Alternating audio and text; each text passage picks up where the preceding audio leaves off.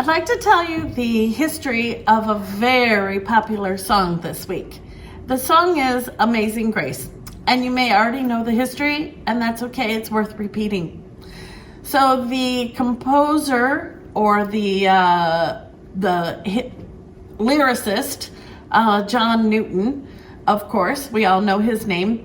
He actually, as a young man, was conscripted into the British Royal Navy and served some time there. And when he got out, he decided he loved the sea, and he actually became, as we all know, a slave trader.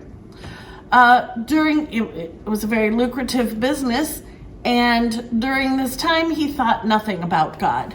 Until one day, when he was off the coast of Ireland, there was a terrible storm, and he thought they were going to lose everything, lose his commodity, lose his ship, maybe even lose his life. And in that moment of despair, he cried out to God and asked him to save him. Well, when he got, as we know, he was saved and everything was okay. And it became a life-changing moment for him. I think a lot of times people cry out to God and ask them to just save me from whatever is happening right this moment. And I promise I'll always, work for you or live for you. And it doesn't always happen. But this did become a life-changing moment for John Newton. And he wrote the hymn, Amazing Grace. And, Amazing Grace speaks to everyone. That message of redemption and forgiveness, no matter how bad our sins or whatever we've committed, shines through this song.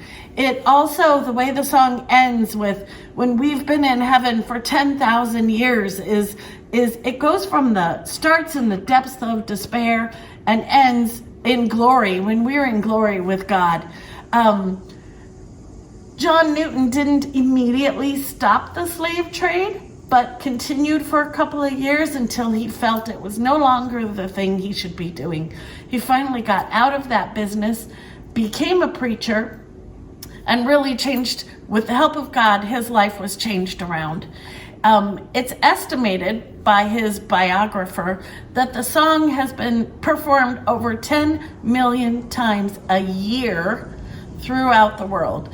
It also became a very popular crossover song, and you hear it in pop music as well as in the churches today. So I encourage you to listen to all the verses of Amazing Grace.